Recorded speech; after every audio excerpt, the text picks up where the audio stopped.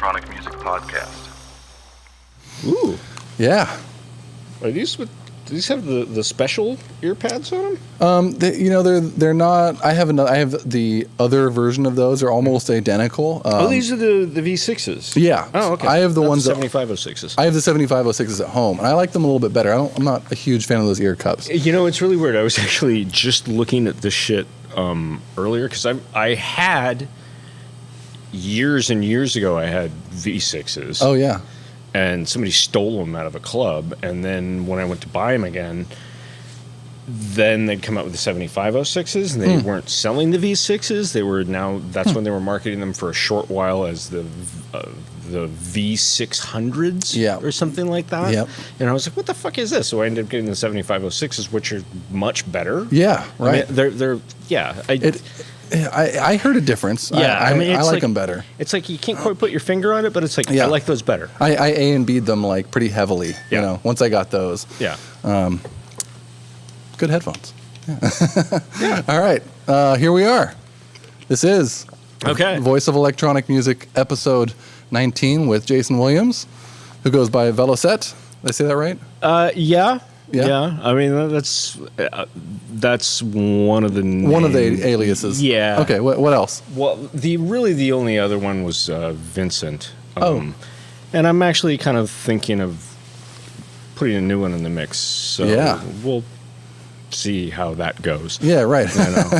But kind of a never-ending thing. I'm kind of always thinking of new aliases, and I kind of been wanting to like dabble in techno a little bit. So I have a list in my phone of different song name ideas and potential album name ideas and aliases and just exactly. But it's funny. It's like some people, they feel like this uses these elements, so this is a different project, so it has to be named something else. Yes. And other people are like, I don't care. Right. I know. Yeah. So. I feel the need to kind of compartmentalize things. Also from like, I guess, a branding aspect too, because I made music for a while there just under Scott Brio, and I was kind of making like, multiple different genres. Like, I don't want to, I kind of, I guess, feared that somebody would be listening to it and not like one type of music, and then, but some people do it very successfully. Yeah. Yeah, absolutely. And the other thing is like when you have a name, and I know this was like for me, that was my kind of impetus in the beginning, was like it's something to hide behind. Yeah. It's a mask. Absolutely. So it's like, instead of like, here, this is me, I'm putting myself out there. Right. It's like, I've got this name. Yeah. So you kind of like, and sometimes you literally have a mask. Yeah. So it gives you a little bit of safety. Absolutely. Yeah. Yeah. I think my techno alias will be Dash Cat. Completely random, but I kind of like it. I'm picturing like a big orange tabby like sitting on the dash, just kind of going like, "Feed me." Basically, like a trucker's like cabin, Yeah, there you go. Yeah. We got the Dash Cat going right there. Yeah. Just in it for the long haul, exactly. Going down the road. Right. I'm gonna put on some Dash Cat now. There's on Twitch. There's a streamer that has he has a dash cam. I think this is actually where I came up with the idea. And the camera just points at his cat, and his cat just lays on the dash, and they just go for miles. And it's like he'll get up and he'll like lick himself, and then like go back to sleep, and then he'll feed him some treats, and Wow, that's cool. Yeah, I like that. Right. Yeah. Well, that's good. Yeah. Aliases are fun. But yeah, it's, originally for me, where that originally came from is because pretty much when I built my first studio that I could actually record things in, I sold my motorcycle to do it. I was going to ask if there was any. Yeah. And it wasn't a Velocette motorcycle, but yeah. That was kind of made sense. Impetus, Yeah. It's got a good ring to it, Yeah. And a different enough markets, I feel like. Yeah, exactly. Although some of the funny misnomers that have come up with is velocity, and I was like, what the fuck are you talking about? And my favorite. was Velcro vest. Velcro vest. Someone came up with Velcro vest, like as a joke. And I was like, okay, all right, Velcro vest. Like you hug someone, you just never exactly. let go. Yeah. Just watch out! I got this Velcro vest. It's not coming off. Not coming off, man. Velcro vest. I love that. Yeah, exactly. That's great. That's cool. So, what have you been working on lately, as far as new stuff and? Well, mostly what lately, I've been actually kind of like digging through old stuff because I'm actually it's not all 100% finalized, but there's going to be like a sort of a compilation of stuff that's going to be coming out on a label out of Berlin. Nice. So it's going to be a double vinyl. And then Styrax, they put out like a 12 of two older tracks back last year. Nice. Yeah. So actual vinyl? Yeah. Nice. Yeah. So, that's been nice. And it's kind of funny because it's like all of a sudden, like a bunch of people are like, hey, do you have like old tracks laying around? And it's like, I was never someone that just kind of like produced a lot of stuff because I'm like a total slowpoke. And so it was always like when something got done, then it got put out. And there was never like all this other stuff. So it's been kind of like, I mean, it's totally flattering. Yeah. But also it's like, also like, oh yeah, I was a real slowpoke on that stuff, So lately, I've been digging through a lot of old stuff, and then I've just been trying to, kind of get it together with new things, and really kind of wrestling with studio setup and, kind of like getting things recorded. Yeah, and I'm actually what you want to use and all that. Yeah, and it's kind of funny because I keep kind of finding myself going like, you know what? It was so much easier when you just did everything on the machines and then recorded into a DAT, and it was just, there was none of this. Right. That's kind of where I'm going back to a little bit. When I started making music, it was around the ages of the Pro Tools M-Box, so that's dating myself a little bit there. Yeah. But and then I got an ASR 10, which is a little bit of a throwback because all the software programs were coming out and they were a little bit too much for me as a beginner. And the ASR 10 was really nice because you could just feed sounds into it and get really creative, and it kind of had this like walled garden effect where it wasn't too crazy. It was like I was savvy enough to know how to use, I don't know, whatever random, I was going to say VCR, but that's not even like impressive, but like, something more than your average person, right? So I could pick up a something like an ASR 10 and learn it pretty proficiently.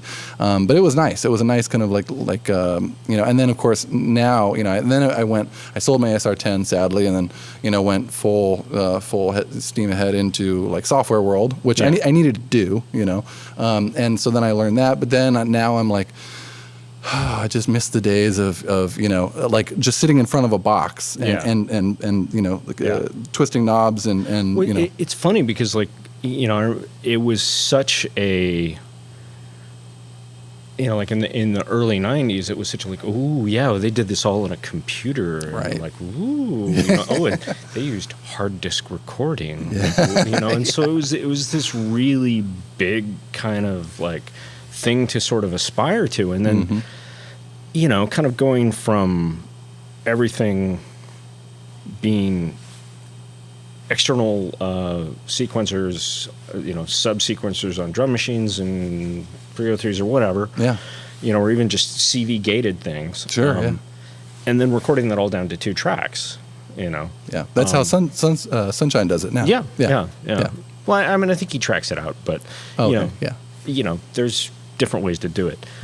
But then it was like there was no choice. Yeah. Because it's like there was the ADAT came out, and there was that Akai hard disk recorder thing, and then like those digital desks system, and stuff. That was like serious cash. Sure, yeah, and pretty limited in its functionality too, I think. Well, compared to now, now it's like you've got the world's your oyster. Literally, yeah. I mean, you can process stuff, sample it down, keep processing. You can cut stuff up, time stretch it, instantly reprocess it. Yeah. I mean, a lot of the most, impressive sounds that I hear, I don't even necessarily mean like impressive, like it was something that I would use. But you look at some of these like, dubstep growls or something, or any of these like really wild sounds that are kind of like, you can't even imagine how you would get that in a synthesizer. Yeah. A lot of the times it's because it really, it started in a synthesizer, but it's been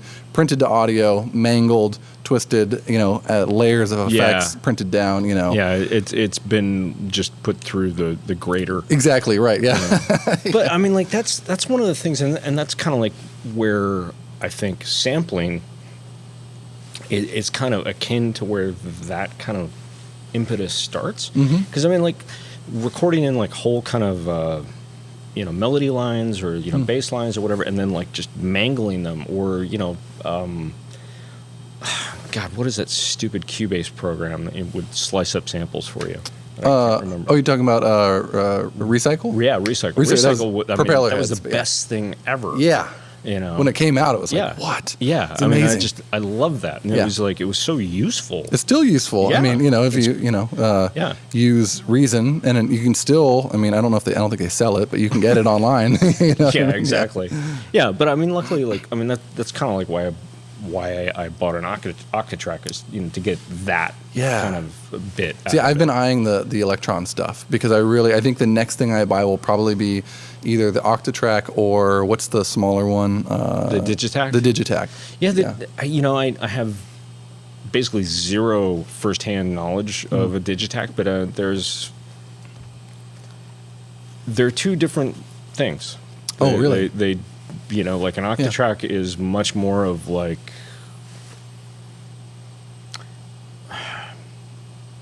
more comprehensive in the way that you can like totally destroy things, and also with time stretching and whatever. Is But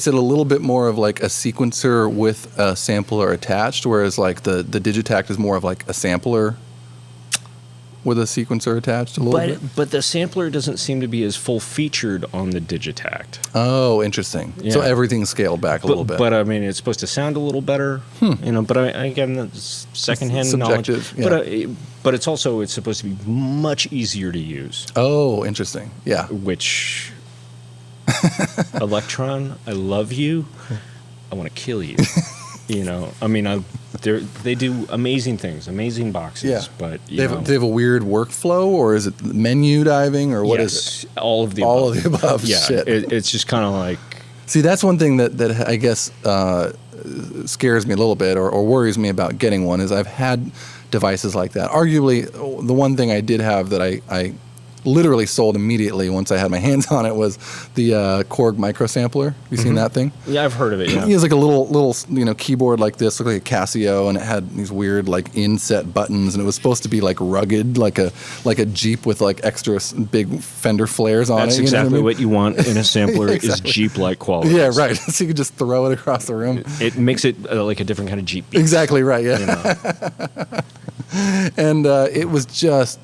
It was one of those things where it had a small LCD screen, and then each key had its own function, and then each button had like 2 or 3 functions, and it was so like to get to like copy one sound to the next key, you had to hit this key, that key, this key, sometimes at the same time, and I was just like, there's no music making that's going to happen for me with this thing. You know? I mean, it's funny. It's like one of my favorite synths that I ever had. Actually, I had like such a horrible experience. I've actually had a few things where I've had like absolutely horrible experiences with them from the get-go. And the first one was when I got it, the original Waldorf microwave. Oh, yeah. And I bought it like just down over here when there was computers and music above the Steinway shop way back when.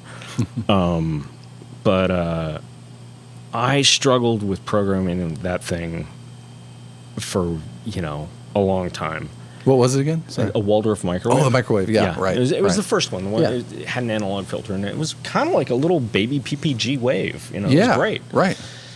And finally, I kind of like gave up on it and sold it.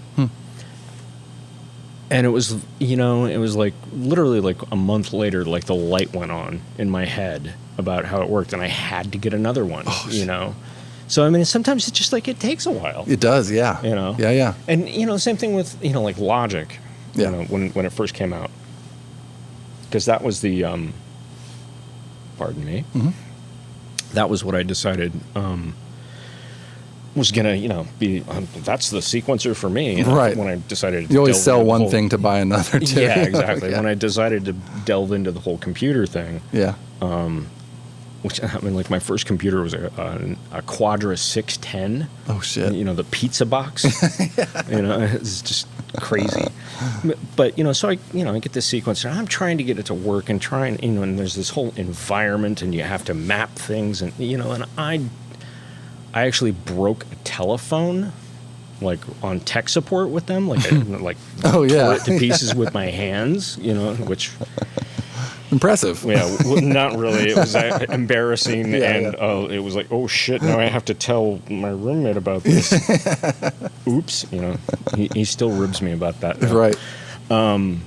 But yeah, because it was not the way I was used to working. Yeah, it was totally different, you know, and it was just like must destroy. Absolutely. Yeah. Yeah. You know, at least I didn't destroy the computer. Right. Yeah.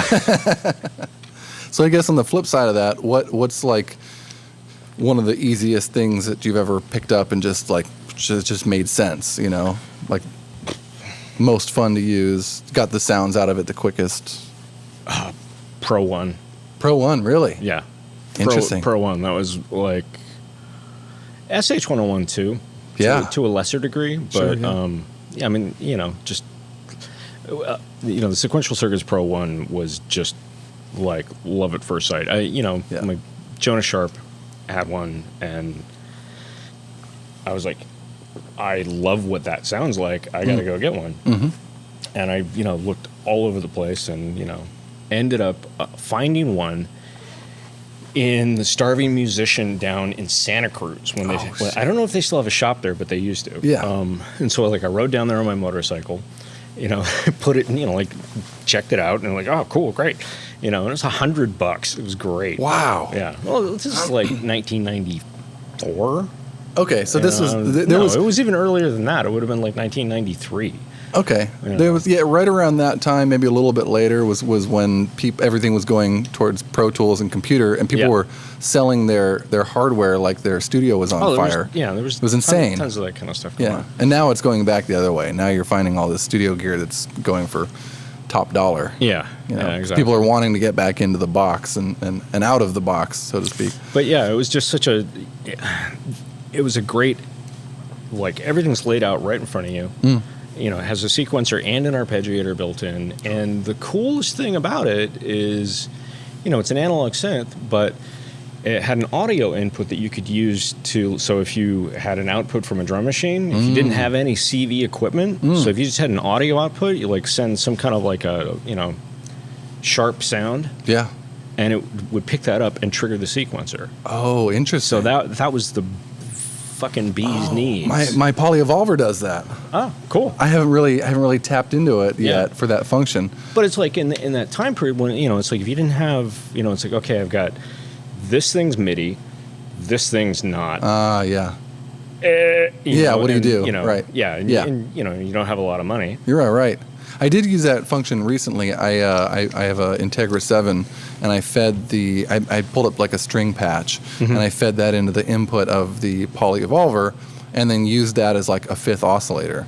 So I used kind of some like digital waves, you know, pan left and right, had the strings in the middle, and then kind of applied some envelopes and stuff like that. And it got like a pretty cool sound, you know. Yeah. It was like kind of my first little foray into like, you know, feeding something into the input there. But it's got a ton of possibilities. And then you can like apply the sequencer to that and, you know, get the sequencer to start moving things around and that sort of thing. Yeah. It's good fun. But yeah, you know, so it's like, you know, you gather the little bits together, and then you start trying to figure out how to make them work together. You know? It's like, you know, the one option at that point, I didn't even have a sampler.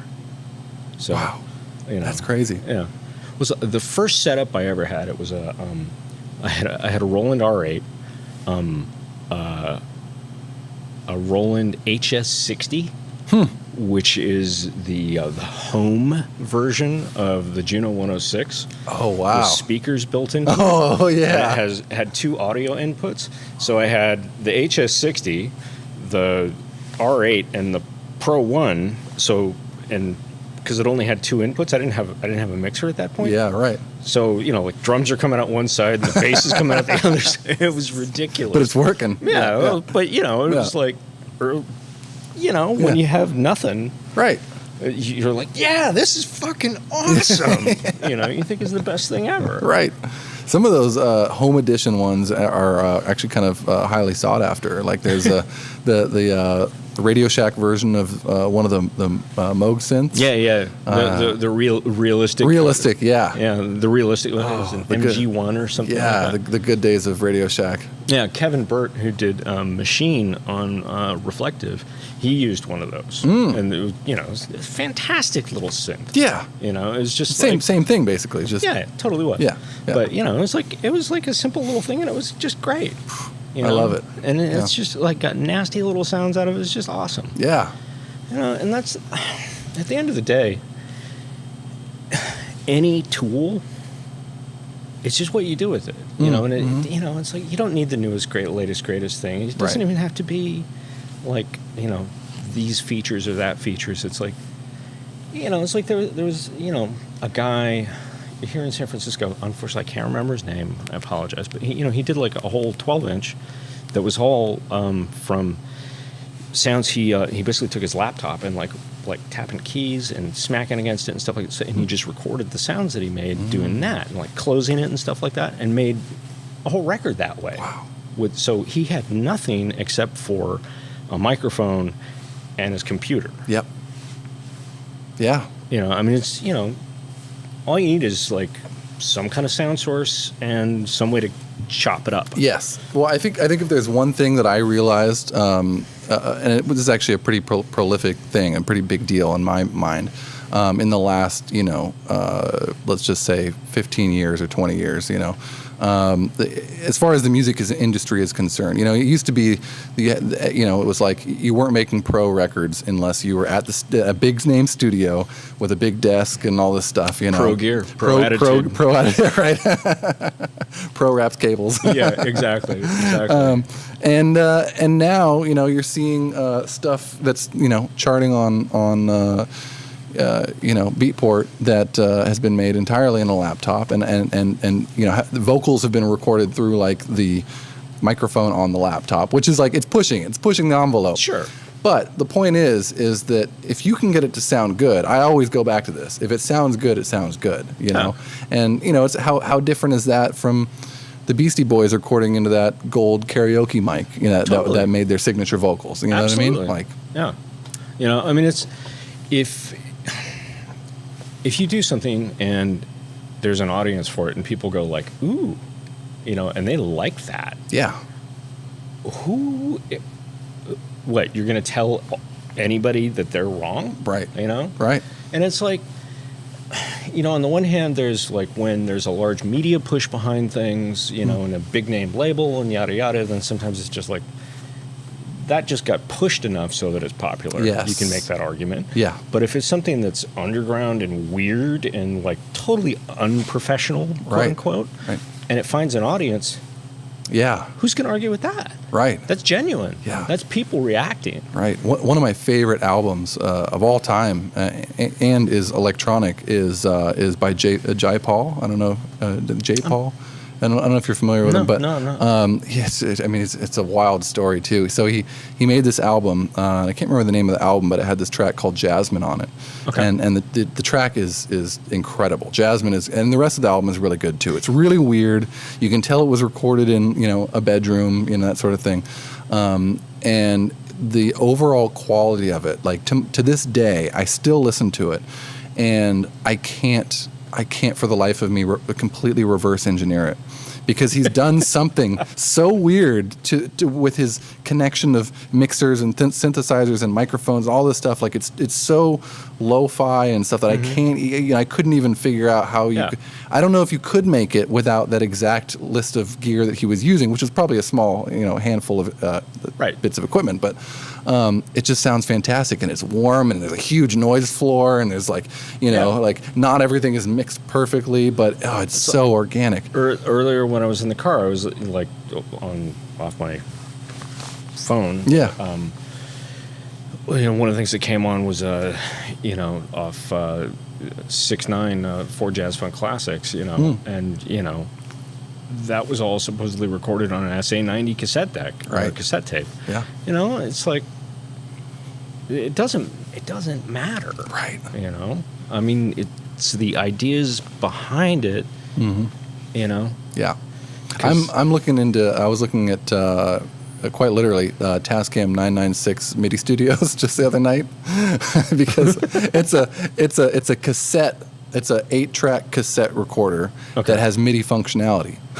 So you can plug in MIDI with all your stuff and record 8 tracks to cassette at once. Whoa! And it's one of the few cassette recorders that would do this. I mean the tape it's like I know, thick, and you're trying to get 8 tracks onto it. But I love the idea because I haven't done this yet, but I have a couple of pieces that I'll probably use with it. But eventually, I'd like to have my main studio, and I'd also like to have like a little satellite setup, which is just something like that, like the Tascam tape, maybe a couple, maybe a drum machine, a sampler, just a few key ingredients, and a pair of monitors and headphones, and that's all it is, right? Yeah. So you're confined to this setup. There's no, Ableton yet or anything like that. Maybe I'll take it there and master it, but not yet, But I just love that idea that you would kind of confine yourself to this, and I feel like the overall product will kind of it'll sound like that. Now, one of the things that I find amazing and mystifying at the same time is the kind of resurgence of cassette tapes. Yeah. And not just as a recording medium, but also to like release music on it, and then people making these like loops on it.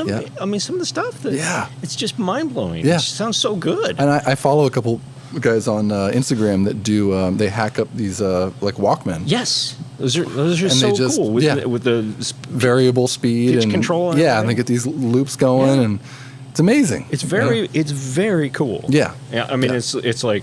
I've started actually kind of like anytime I'm by a pawn shop or like some kind of junk store, it's like any good stuff in here. Yeah, right. It's like back in the old days when you were looking around for like there wouldn't be a 303 back there, would there? Yeah, right.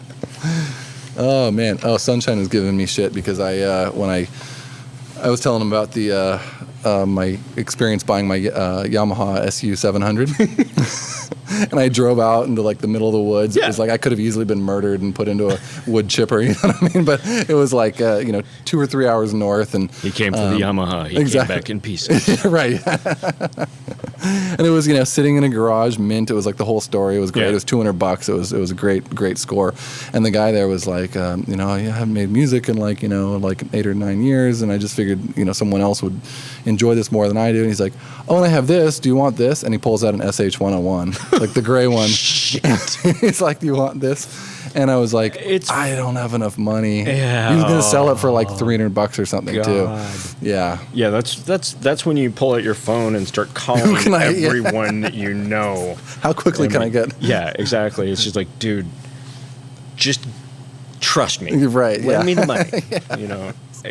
I'm good for it. Yeah. Yeah. I mean, it's so crazy. I mean, at one time I worked at a used musical instrument store. Mm-hmm. I was the keyboard guy. Yeah. But it's like, which on the one hand was like great because it's like I got to deal with gear, which was terrible because I had to talk to people about gear, and man, people love to just. Oh yeah. So that's why I'm doing this podcast. Yeah, but I mean, it's like when somebody just wants to like talk your ear off, doesn't want to talk about music, right? They just want to talk about gear, right? Yeah. Yeah.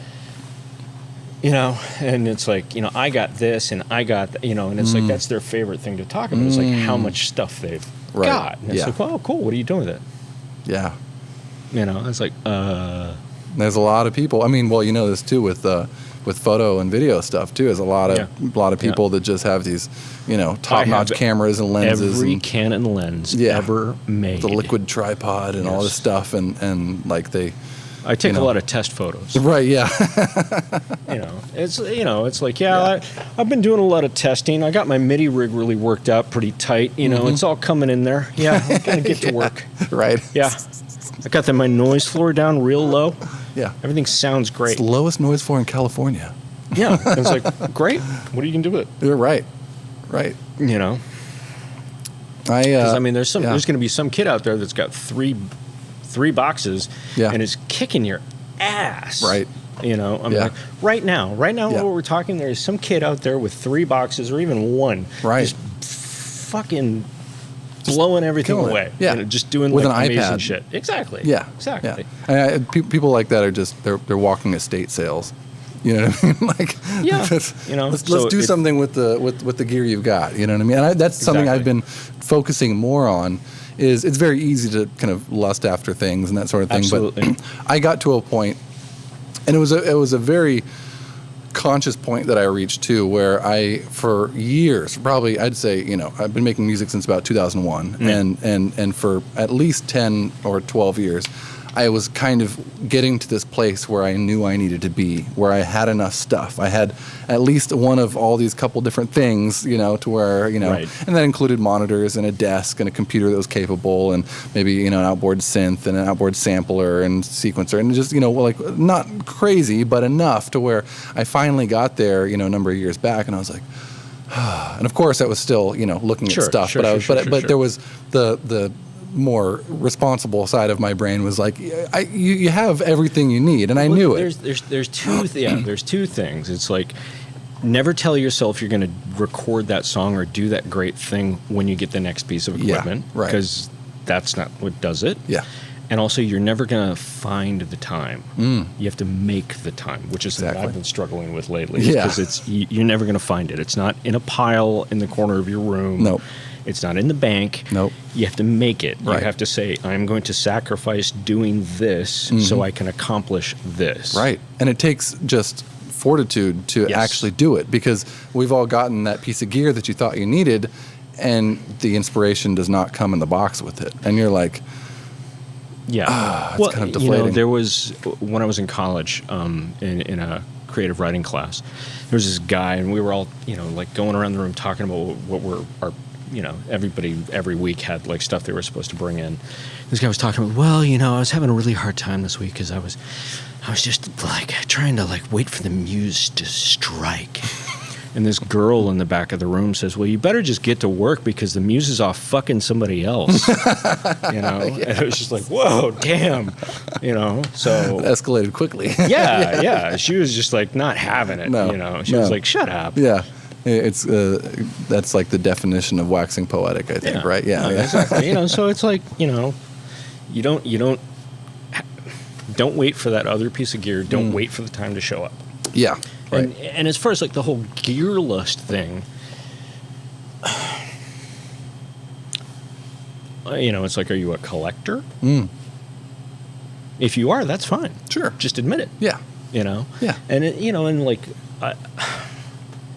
Recently, I've been thinking about this because it's like part of getting back into like having gear, because like all my stuff was gone. You know, my original studio was completely. I was going to ask. So you sold a lot of the stuff? Or? Yeah, no. I didn't have any.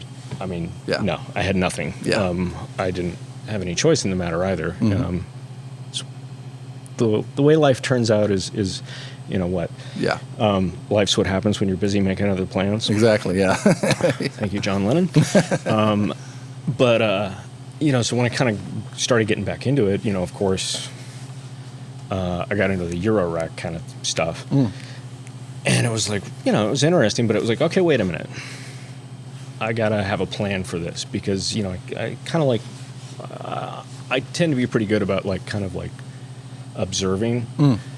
And, you know, I saw some people that I knew, like, just going like kind of bananas, and it was like, okay, with gear purchases, buying that, right. and then like selling it and buying this, this is like a number of people, and then I just kind of seemed to be the, like what's the phrase, Euro crack? Yeah, right. It seemed to be like pretty good, Right. So I was like, okay, so what are you trying to accomplish here? So I kind of decided that basically I was going to try and replace all the functions, or not replace, but basically like build something that had all the functionality of an EMS synth EA.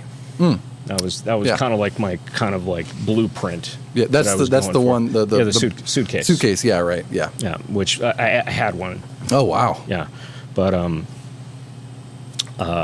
so I kind of was like, okay, that's kind of your baseline goal, is to build that functionality out. Yeah. Which, I mean, it's never going to be the same thing. No. Totally different, kind of beast. I mean, it's such an amazing synth. Yeah. But you get close. So, Yeah. But that was kind of like I had a sort of set of parameters within which to kind of buy stuff and build stuff. It kind of made it a lot easier. Right. So it wasn't like, new thing, gotta have it. It was just like, no, that doesn't really fit in with my plan. Yeah. I tend to buy stuff now for a purpose. Yeah. I'm like, I need to do this, or I want to do this. I need this functionality in my studio. Right. What is the gear that's going to fix that, Yeah. Think about the functionality first, Yeah. It's, because it's like, if it's just like buying a new thing, because sometimes, having a new piece of gear can be inspiring. Sure. Oh, yeah. Like I get a lot of inspiration out of new gear. But, new sounds, yeah. That sort of thing. Yeah. But there is the kind of one step back to take two steps forward. You have to learn the new thing and that sort of thing. This is kind of two-part. One of my, I asked you what was the easiest for you to start using. The Teenage Engineering OP1 for me was, really, I loved that thing. Wow, I loved it, and I ended up selling it. I sold it. I mean, that's a complex little box. It is, but so easy to use. I mean, you just turn it on and you just start pressing buttons. I've touched one, but I've never actually played with one. Okay, so I don't have the first-hand knowledge. Yeah, I mean, there's a reason why they're going for like $1,200 now, which is kind of ridiculous. I bought one at like $800, and that was a lot. And that's one that I do regret selling, but it needed to happen. I ended up buying my my Integra 7, my Roland Integra 7, and it wasn't a bad decision, because the OP1, you can get some really wild sounds, you can, and just instant creativity, just instant results, that sort of thing. But it didn't. Would you say it was sort of an idea machine? Total idea machine. Okay. Yeah, but usable. That's great. Yeah, usable ideas. Yeah. But the overall sound didn't really fit with my sound at the time, right? Interesting. And so I knew what I needed, because I have a full contact library and all that stuff, but I wanted something that I wanted to make stuff that was really kind of more real world instruments. And I ended up I sold the OP1, bought the Integra 7 because it has all these super sampled instruments in it, right? Like multi-layered, whatever. And that's such a weird box. Like it was kind of a bastard. It's like their flagship, Rompler, I guess. Yeah. But it kind of bastardized because they sold it to the Sears or Nordstrom's musician, or the guy that plays Nordstrom's musician. Or hey, we're gonna have a little sale here in the ladies section. Exactly right. Yeah. Here's some smooth jazz for you. Exactly. That was kind of a jab there. I didn't mean that, but the jazz club people, they didn't want to bring their whole thing. They could just bring one rack and their MIDI keyboard or whatever. But that thing is a total sleeper in the studio. Huh. I'm using it to write like guitar parts, and stuff like that sound very realistic. Oh, cool. And I'm just sitting there, penciling in MIDI notes, and you have to do a good amount of finessing. And so the notation would kind of like So if a guitar player were to actually like try and play that, yeah. Oh, awesome. If you're good enough at playing the piano, I'm not, so I have to finesse it over hours in front of a computer with MIDI. I know of what you speak. Yeah. But the guy that demos it, I worked at Roland, I guess, or whatever, but he was a great player, and he was playing these guitar parts with the keyboard, and it sounded like he was just sitting there, fiddling with an acoustic. Huh. It's amazing, Interesting. Really, really good. I mean, it can be paralleled with Contact libraries now, to a certain degree. But still, again, you're talking about you have to download this thing that's 30 gigabytes, and it takes a while to load up, and it takes processor power and all this. And the Integra 7, it just sits there, literally, you're doing nothing but feeding it MIDI, which was not even 0.01% of my CPU power, which is nice, you know. That's cool. And then you can just kind of layer it, and it sounds great. So don't really regret selling the OP1. I know I'll get one again later, but I did get a lot of functionality out of my Integra 7. Yeah. Is there anything that you really regret selling? Well, everything. Sure. Yeah. I mean, because I went from having a lot of, shall we say, covetable stuff. Yeah. To having nothing. Yeah, right. So, sure. But anything particularly that was a favorite of yours? The two things that I would say that if I were to say, the two things I would say that I miss the most would be the EMS and the A, just because I know we'll never have one again. Yeah. It's like now they go for like $20,000 fucking dollars. And it's like, I thought it was crazy when. The one that I sold, actually James Murphy from LCD Sound System bought mine. No kidding. Yeah. Wow. So I was, when I saw that it had sold, I was like, what? Wait a minute. And I was shocked at the amount of money, which I'm not going to say because that's in bad taste. But it was nothing like what they go for now. Sure. Yeah. It was like now people would be laughing at me. But doesn't matter. It's like I was selling it for a reason. It was, market value. Yeah. To a certain degree, it's like, that wasn't what I was doing, and it basically like went to pay for my second daughter's birth. Wow. Yeah. That's so Yeah. It's because it's like people, they say, I hope you still have that stuff, and it's like, dude, life. Yeah. Right. Yeah. It's like I got a little kid instead. Yeah. Right. Much better. Yeah. In many ways. Yeah. And the other one I would say is Neutron sequencer. I think I've heard of those. Yeah. Is that, what? I'm familiar with like the Circlon. Oops, sorry. I always do that. It's like the Circlon. Is it a external hardware? It's a hardware MIDI sequencer. Yeah. I had both versions. There was the toilet seat version, and then there was later it was a blue one. The guy, I can't remember his name, but the guy that invented him, he actually came to my house in Brooklyn and like delivered it. Wow. Yeah, because he was delivering it to a guy in Jersey as well. Crazy. But just because it was, it's a 4-track MIDI sequencer that can do so much more. But you could mess with things a lot in real time. And just some of the ideas that you would come up with. You could kind of play it. Yeah, right. And it was very hands-on. Kind of perform it while you're maybe recording it to a disc or whatever. Yeah, or and it was a great thing live. Yeah, it was super fun for that. Right. So. See, I like that. I'm also leaning towards things like that, like my SU700. I love that thing because it's such a weird box, but it's totally playable, and you can make tweak things on the fly, and it'll record the automation like in it and all this stuff, which for 2001 was kind of they called it Ableton in a box for a reason. Oh wow. But I like things like that, and I like things whether software or hardware. I like things that have random elements. So if you can add random or chaos into anything, and I specifically I have like a mental list of all the things that I use because everything's so in the box. It's this never-ending thing that I'm working on to constantly make things more organic and more make them sound like they were outside of the box at some point. Yeah, and that's one of the things that I've been trying to get the Octatrack to do is to get more kind of, how do you get it to be not just a tracky sequencer, kind of thing, right. and have some more fun with it. Yeah.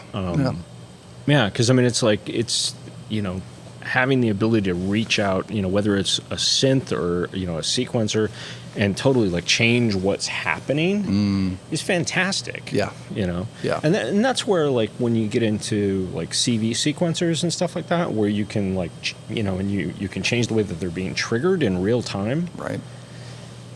That's when things get really interesting. Yeah. And also that's where you start making mistakes. The happy accidents. Sometimes, they turn out that can be the best thing ever. Yeah. Yeah.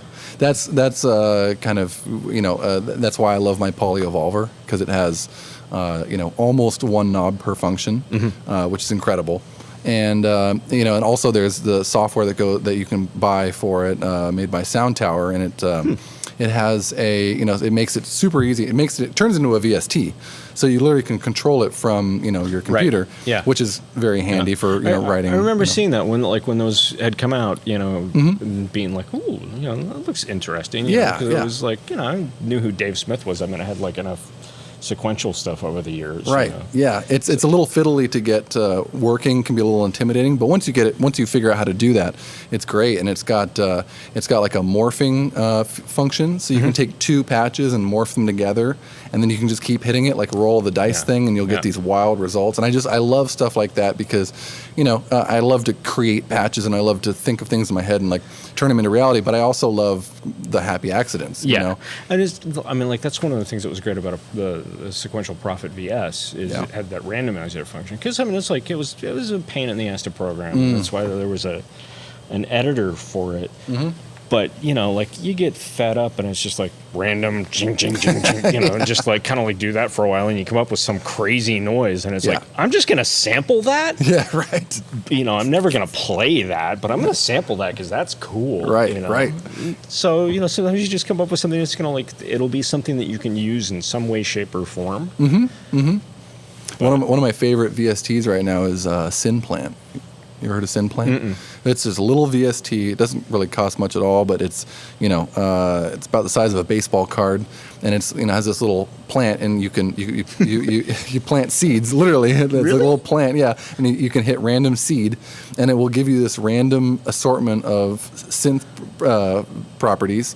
Oh wow! And then you start clicking around, adding these additional seeds, and the whole thing is meant to inspire just using your ears and almost what's the word, confusing your visual so that you don't focus on it too much. You can click back, and it has this kind of DNA sequence where you can slide the sliders around, that sort of thing, and they listed LFO and oscillator and all that. Oh wow! But it's really interesting, and you get these awesome wild results. Oh, that sounds kind of fun. It is, and it's actually, and then it's got the main tweakable functions, kind of the macros on the front. So one of them says effect, and it kind of increases the reverb, and then it's kind of like the I don't remember which one it was. It could have been Galaxy or something like that. One of the early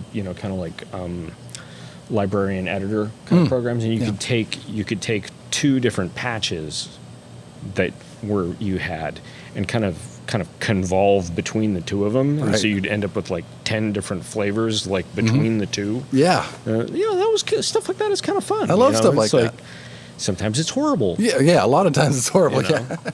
But who knows? Yeah, but again, the happy accidents is. I mean, I feel like every interview that I read with some of my favorite artists out there, they kind of always mention the happy accidents. That's it's always because it's almost this thing where it's you get so in the zone and you get into really getting lost in the gear and you're making things, you're putting conscious effort towards it, but then you stumble across something that's almost you couldn't have even made if you tried. Yeah. And then you own it. You're like, that's mine now because I found it. And what's that guy? Mark Gage, and his gravitational arch of 10 and the story behind that of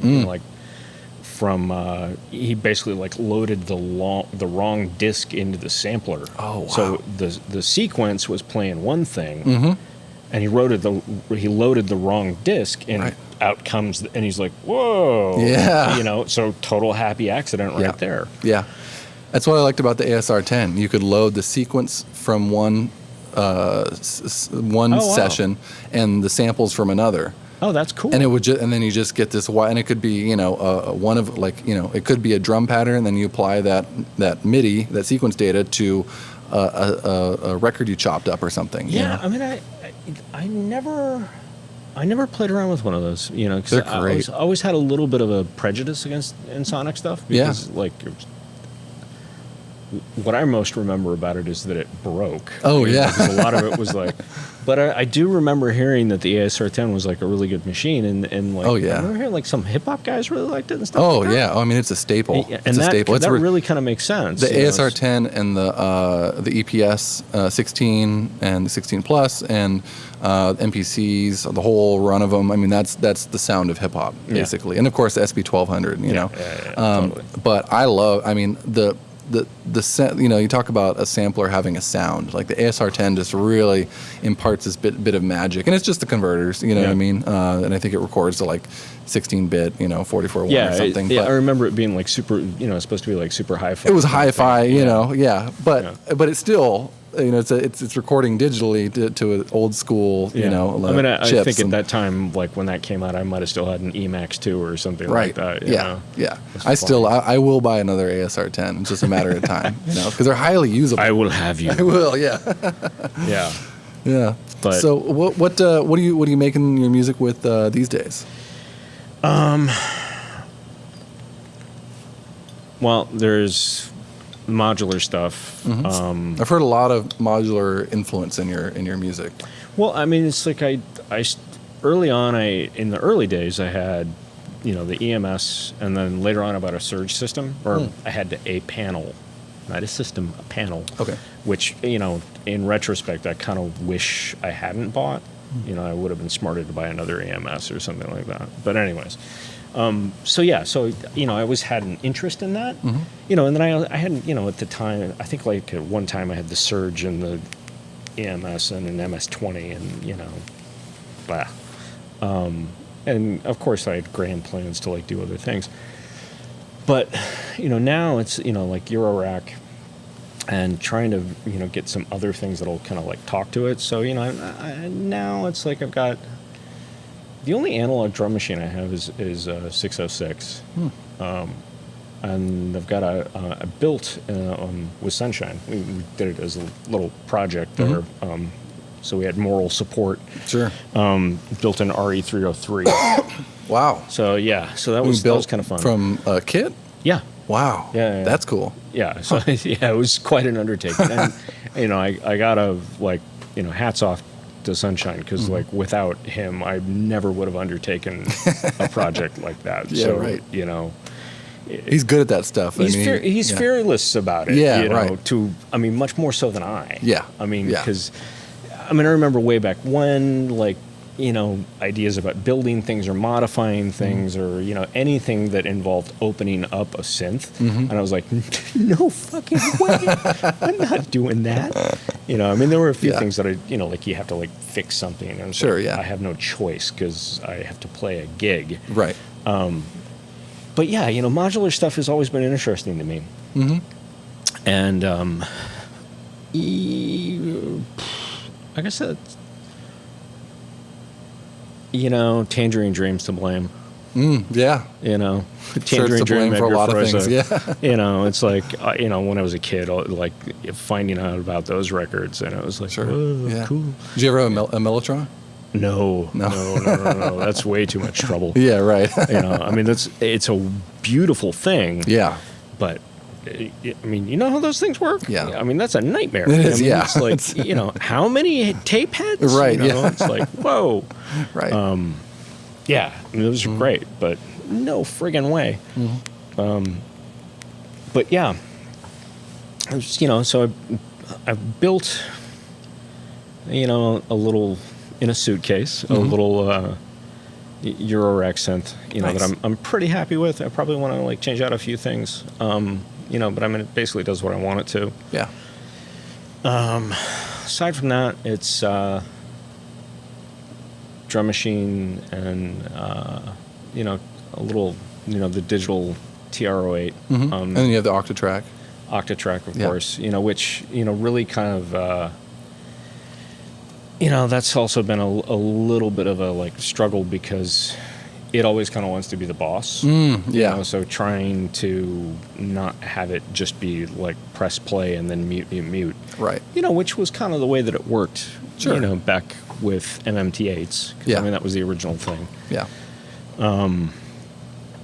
Yeah. So, and then, like the recording wise, I've been using Ableton. Yeah. Which I haven't been 100% happy with. And I've always, ever since, because I think I've had Ableton since version 1. Wow. Just because at that time when it came out, it was like, oh, wow, this is great. Because, it started being really hard to travel around, and bring equipment. Right. Because, equipment took up a lot more space then. It's amazing what you can fit into one box now. Yeah. But anyway, so, like moving things inside the computer and, which there's good things and bad things about it. Right. But I've never been 100% happy with Ableton. And I used to record things into Logic, and then I'd spit out stems to like use in Ableton for loops and whatnot, for like, playing gigs. But I lost, once, for one thing, time has marched on, and like the version of, it's funny, it's like archaic equipment such as, old analog synthesizers and whatnot, and then archaic computer programs. It's like, my favorite setup was like Snow Leopard OS X and Logic 7.5. Right. And I got it to like make sounds that I really liked, and I've never kind of quite. Yeah. I think in that scenario you could almost buy, because to a certain degree OSs, especially with Mac, not so much PC, but with Mac, at a certain point they stop with the hardware, right? So you could almost buy some old shit Mac that will run that version of Logic. That's kind of what you would have to do, and just get it to do what you want it to do, because that's all that matters. You know. And it's funny, and like having over the last few months, like having gone through like all my old stuff, it's like, oh wow, I've got project files in here that I can't open. Right. Yeah. It's kind of funny. It's like a mystery box. Yeah. But it's really funny because it's like,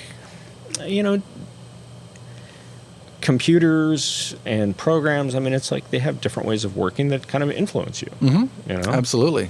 And they affect your sound too. Yeah. And that can be a good thing, it can be a bad thing. But yeah, so it's been a little bit of a struggle. Yeah, I can see that. So that's why I keep getting edged more towards like, I'm just gonna fucking play it into the machine and record it and edit it afterwards. Yeah. Because struggling with that. It's like I've recorded, like there was a track that I put out on a compilation a couple of years back that I tracked out in Ableton, and it worked out. But it's what I ended up doing with that is actually not so much. I actually ended up like just playing things into it, like actually because I only had borrowed equipment at that point. Yeah. So I ended up just kind of like playing the parts in, and then kind of looping them and messing with them and whatnot, instead of sequencing it. Right. That's how I've found that I get my best music, is when I play these parts. I kind of rehearse them in advance. I work out this thing that I think sounds good. Yeah. It could even be like a sampler a sample that I've chopped up in. A sampler in Ableton. So it could be in software. Sure. But if I play it back and I play it kind of live without stopping or writing in the MIDI data or whatever, and then I go back and I kind of finesse it, make sure nothing's too off or whatever. That's where I get the best stuff. It's kind of fun too. Mini performances. Lots of them, layers. You know. And then you listen back to it. And it's like you can almost visualize all these little pieces that you've recorded. And you're like, oh yeah, that was a cool little mistake there. I left it. Yeah, and like that's like sometimes just like you just hit that key a little late in timing. And what I like even,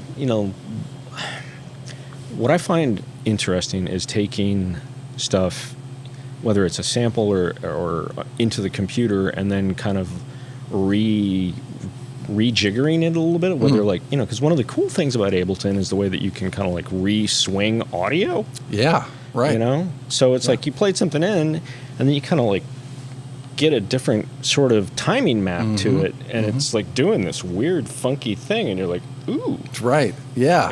I love it. I made my own, just to be different, I made my... I made my own groove files. Out of the, I took like an afternoon, and I really liked the groove in the Yamaha, the SU700. So I made like a 16th note pattern, of hi-hats, and I think I set it. It's very easy to adjust the groove in the SU700. It's one dial. You hit groove, swing, whatever, one, and then you have your hi-hat or whatever sound, and you just turn it, and you turn it by one notch, and that's one. And then two is, two swing all the way up to 100. And I just did that, and I recorded all these loops, into it, and then just made groove file after groove file. Now I've got 1 to 100 of these groove files, and I really feel like that kind of adds to my sound overall, because it's one of those things you talk about a preamp or a compressor or whatever, and like you might not hear the difference with just one track, but you start stacking them, and you can really start to hear it. And with Ableton, I don't even think I'm pretty sure you don't even need to add warp markers or anything. It has these little ticks on it, and you can just hit swing, and it will swing that audio for you. As long as it picks up like the transients. Then it'll do it. If and if it's what I've been struggling with on this one project I'm working on, it's if the pieces are too long, then it goes bad. I don't know what to do. You're gonna have to help me. Right. Yeah. And it's like, I don't want to help you. Yeah. But I mean, it's like one of the things that I used to love to do is take, have like, 606 and 808 and a 909, and you have them, they all have a different little bit of a swing to them. And then you add in something, off of a sampler that is set even differently. So you got all these different little kind of slightly off. Sure. Kind of grooves. They're all clocked, but they're all kind going of doing together. Yeah, right. And like that would be really, I would love that. Yeah. It's like a bunch. Fun. It's like a bunch of people dancing in a room. Exactly. Versus like 8 of you dancing in the same room. And then when I started doing things on a computer, it was like they're all marching the same fucking drummer. Right. So I would like meticulously go about and try and like get that. Yeah. And it, so trying to get some of that kind of stuff going. Yeah. And like what you're talking about, like making your own grooves and stuff like that. It's like, like kind of setting up like crazy kind of rhythms and then playing it back in and then using that as a template to impart onto something else. Right. And it's like, sometimes it can be exhausting doing that kind of stuff. Yeah. But, if it works, it's great. And so, something like that, it can be exhausting. And I try not to spend too much time doing that stuff, because you could just spend a lifetime, making weird things like that and not getting music made. Yeah. But I do feel like if you do a couple of those things that will kind of overall really affect the sound of your music, to kind of make it personalized, it really is worth doing. But that being said, just like you were saying, I would rather just MIDI clock everything and have that groove and the swing come out of the box and record it in audio. Because what I noticed is I would record tracks from the SU700 into Ableton, and when I would really zoom in, a lot of the hits were a couple samples behind the beat, even though it was supposed to be quantized or whatever, and that adds to the sound. And when you start realigning everything, it kind of loses a bit of that. Yeah, suddenly you're like, wait a minute, I don't like this as much. Exactly, right. Yeah, right. It's too perfect. It's too perfect. Yeah. Yeah. And that's, and it's like one of the, I used to have a 606 that was modified so that it had by Kenton, so it had a different port on it, so you could trigger the sounds over MIDI. Oh, wow. And so I'd have people like, where'd you get the MIDI 606? It's got swing on it. And it's like, It's just this thing you can do, you know. Yeah. So it's like a chip that you put in. It was like a little. It's called a caddy port. It was like the same thing that you would use to like control an EDP Wasp or something like that. Oh, interesting. Yeah, like a little box. Yeah, but it was an option that you could have on the Kenton like Pro Solo or Pro 2. I think it was on the Pro 2 or the Pro 2000. Interesting. You know, then they had, you know, like a Pro 4, like their MIDI to CV converter things. Yeah. But, you know, at the time that was the thing for me, so I invested in such things, you know, and it's like, it was great, you know, because they have these swinging little like weird hi-hats. It was super fun. Right.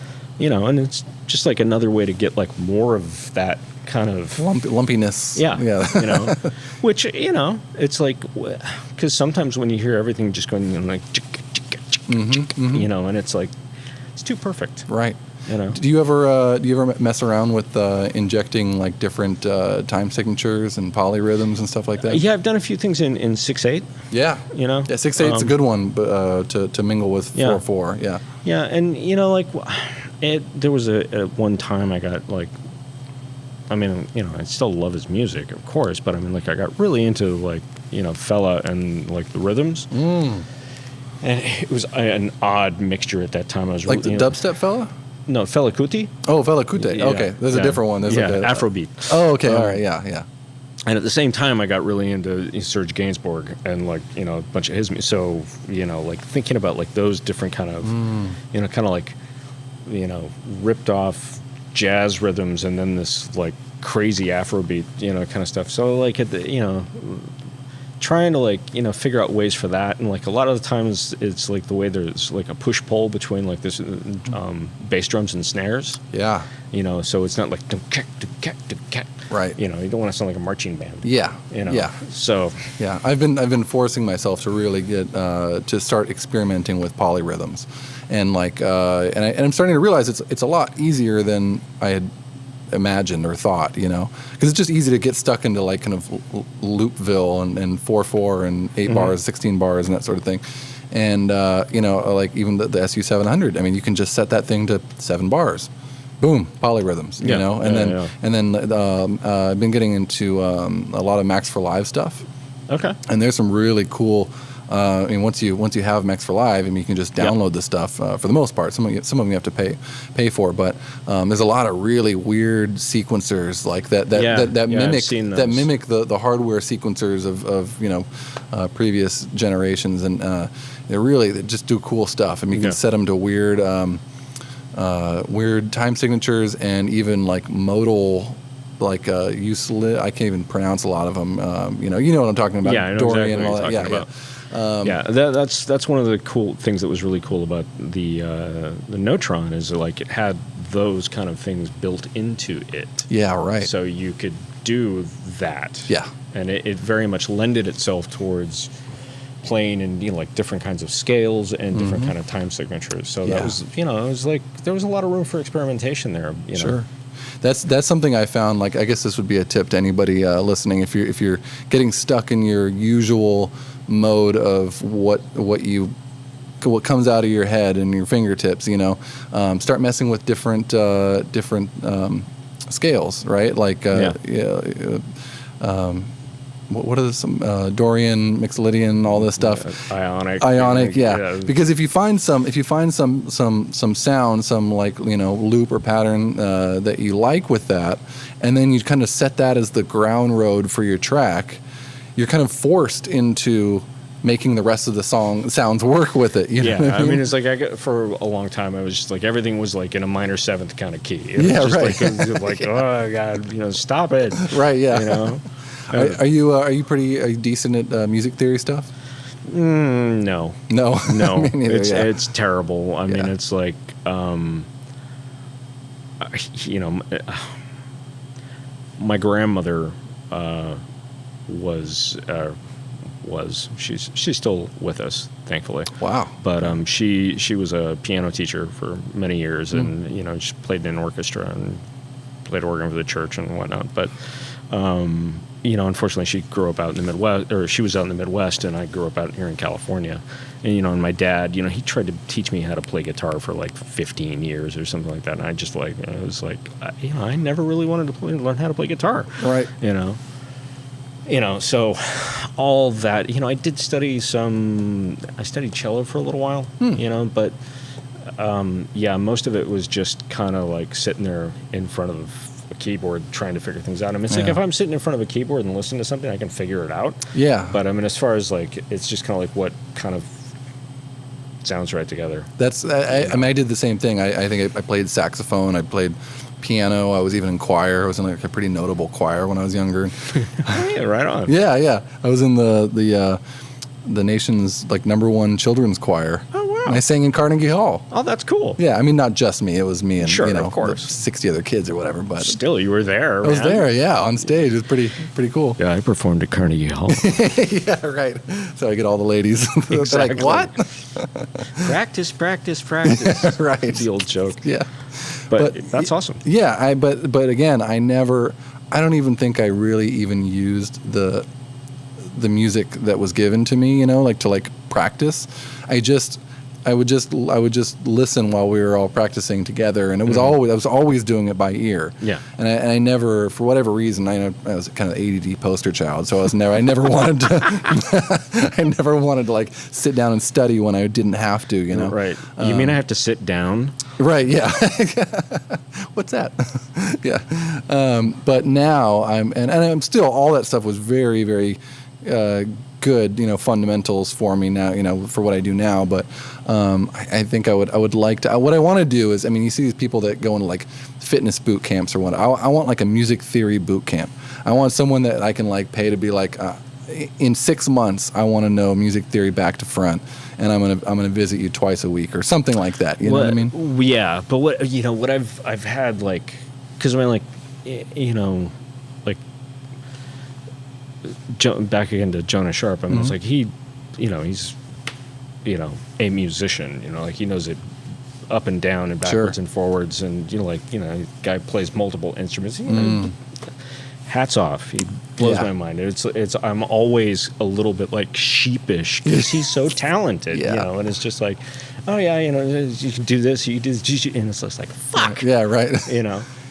So you see somebody that's like that, and it's just versed, and it has it down, and like his son is an amazing guitar player. He's at the Conservatory of Music here, and it's just like, fuck, man, just blows my mind. It's just amazing, and then another friend of mine was like, well, I was trying to like get into music theory and stuff like that, and I couldn't make any music.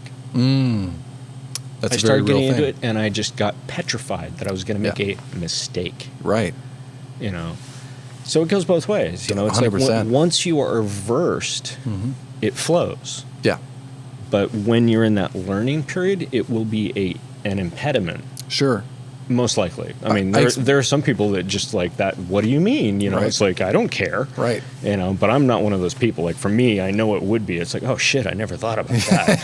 So I'd start immediately getting obsessive compulsive about but I'm not supposed to go from that to that. Right. That doesn't work. That doesn't work. Because it says so in the book. Right. Yeah, exactly. Yeah. I would just totally start second guessing myself all the time. I experienced kind of the same thing when I went to school at Expression, is they taught you all these very industry standard things, right? Which to be fair, they were more based in rock and hip hop and a little bit of electronic, but not really. Some of the instructors were into electronic, but there's all these kind of rules that I learned, and then it took me another 5 or 8 years after graduating to like unlearn them and realize which ones I could break. Right.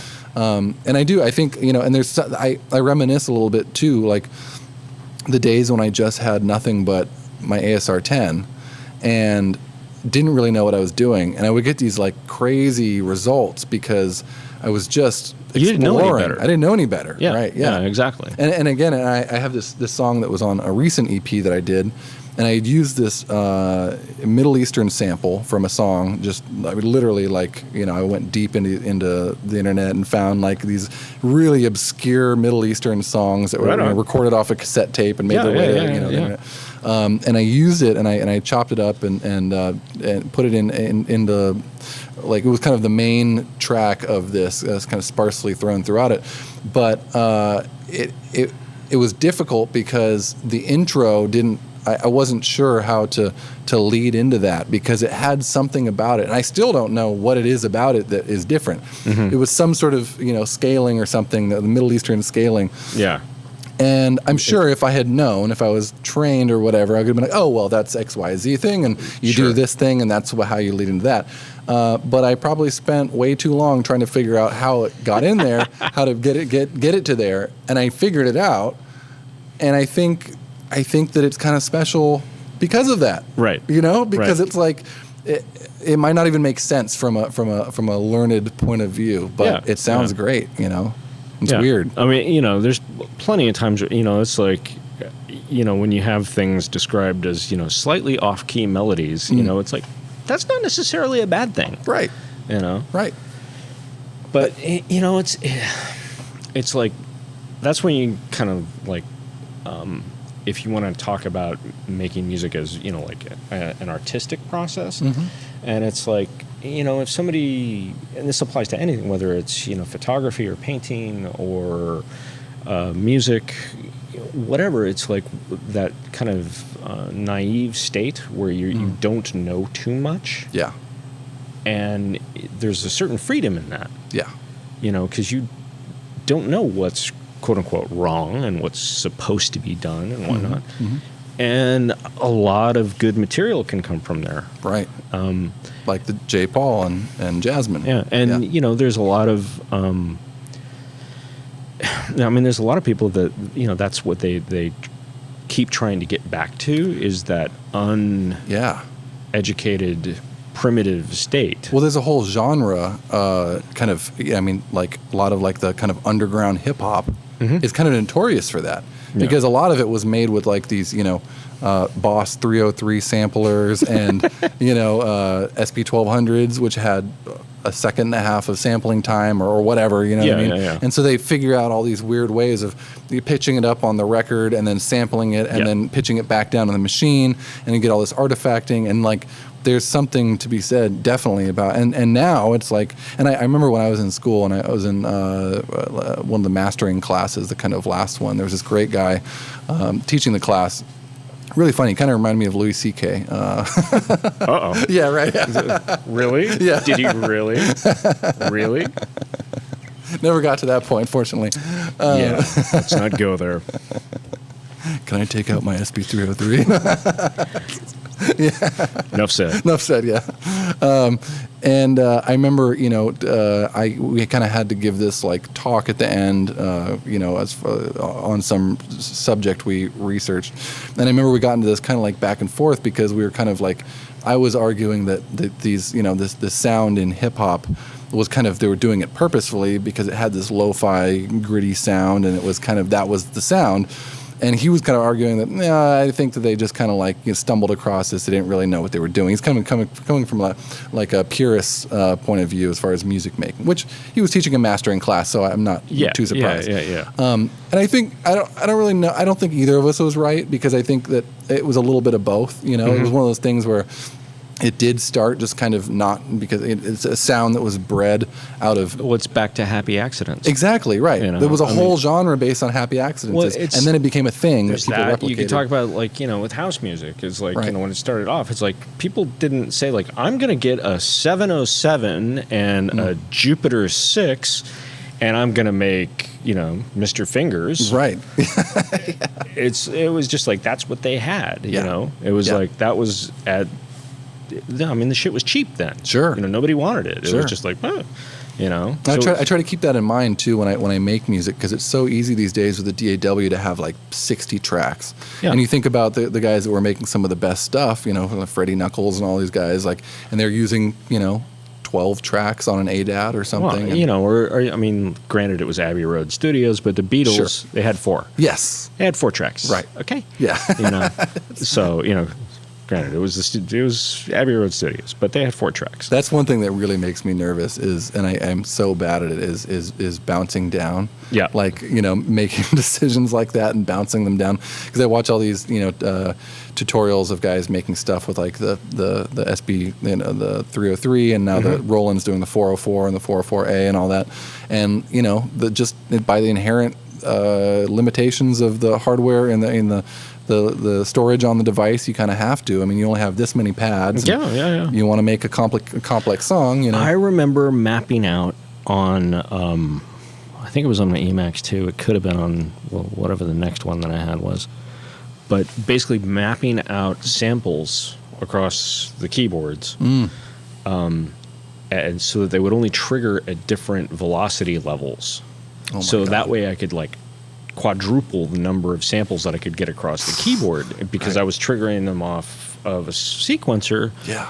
I wasn't playing them, because I needed these MIDI channels for this synth. I need this MIDI channel for this, and then this was dedicated to the sampler, you know? And so each key, like a low velocity, would play one sample, and medium velocity. Exactly. 127 would be these samples, and then at like 100 would be these samples. Can you go as far to have 127 samples trigger on each key? You actually could. I never went that crazy. Right. But even like the most impressive multi-sampled instruments, I think, have like 4 max, like per key or something like that. But and it was mostly about limitation of MIDI channels. Yeah. Right. It's just ridiculous stuff. That's a sound too, is making stuff just with samplers. Especially, I mean, I run into a limitation with my SU700, which is frustrating, but it doesn't do like polyphonic samples, so I can't not polyphonic, but chromatic, so I can't sample something into it and then play it back on like keys and create a melody. It's like it's a phrase sampler, so what you sample into it, you have to like, and then of course it doesn't. It also, this is something that the ASR10 did that and most samplers do that the SU doesn't, is you can't audition the song as you're sampling. So it's like you can't play the song to play something and then sample it into it, which would make it much easier. Wow. So you basically, for that part, you're just going to the click, or if you've got a drum machine or something like that. Yeah. Wow. Yeah, or you have to create it on some external sequencer and then feed it into it. That's an interesting problem. It's a very limiting problem, but it doesn't stop me from loving that thing, And I get a lot of, and I tend to use it mostly for percussion. To be honest, I use it mostly for drums, crunchy drums, and it's as far as sampling stuff into it. I don't know if there's anything faster. It's literally hit the sample button, choose the pad, hit OK. You're ready to sample. Yeah. And you can just do that, and you can go over and over and over, and before you know it, you got the whole thing loaded up. And I mean, that's the thing is like, once you find a tool that works for you, that, kind of helps you like just kind of like get stuff done, that's really the most important thing. And I mean, I think, because I mean, like stuff, like I was talking about earlier about how stuff doesn't matter, whether it's this or that or the other thing. The only thing that really matters is if it helps you actually get stuff done. Yeah. Because, I mean, you could have all the gear in the world. If it doesn't help you get stuff done, doesn't help you actually finish a track. I mean, or if it impedes your process. Exactly. Yeah. I mean, one of the things that Kit Clayton, early on when we were working on some stuff together, he says, like, always finish what you start. And I was like, dude. And he was like, yeah, it's just like, because you're going to learn something in the process. Right. Even if you don't like it, even if you don't use it. Yeah. Yeah. It's like, that's, and that's actually been like a little piece of advice that is like anything you do. It's like gold. Right. Just don't leave it half done, You're going to figure something out from it. And there are like a number of things where it's like I finished it out, and then you sit down and you think about it for a while, and you end up coming back to it and doing something else that comes from there. Right. So you finish the one idea, even if you don't like it, if it's not something you ever want to release, it's going to inform you in a way. Yeah. I have a track that I was doing, or that it's pretty much finished, but I'll probably never release it. I mean, it's got a lot of great ideas. I even used like a reference track, had kind of a proven, arrangement or whatever. And it a lot of things about it I like, but for whatever reason, it does. And I don't know, I've played it for people and some people like it and some people are like, oh, it's okay, But I definitely learned, I learned, I guess that, I finished it. I spent a lot of time finessing it and mixing it and trying to. I told myself, it's the mix that it needs a better mix, and then it's gonna. But then it just kind of, it was a little bit too much of this like start-stop thing where it was going back and forth. For a while there, I wanted to do these kind of like dramatic things where I have a really pretty part and then slam it into like this like kind of aggressive like bass and drum section and then slam it back. And that was my experiment with that, and it didn't really work all that. It can be done. You can do it. I've heard there's a Kanye West song that does that very well. He has this choir and this big, it's a sample. It's like a vinyl sample that he chopped up, and then it just slaps over like literally like if you hit a DJ fader and it slaps over to this gospel singer, hymns, and then it goes right back to the sample, and that can be done pretty absolutely interestingly. But I mean that's like a lot of that Chicago, kind of quote unquote ghetto house, kind of like the, DJ funk and that kind of stuff. It's like when you hear that actually like mixed by somebody that is into that, it's back and forth and like all chopped up. Right. Not so much like between melodic and percussive, but just like the way that it is cut together is very sound clashy. Right. Yeah. And I think I'd have to analyze the track I'm talking about that I made a little bit more to like really realize like why did Kanye West's work and why did mine not? You know what I mean? Yeah. But it also could be that he's Kanye West. Don't get me started on that. I mean, I'm not saying he's a gold digger. Right, yeah. But yeah, I mean it's funny. It's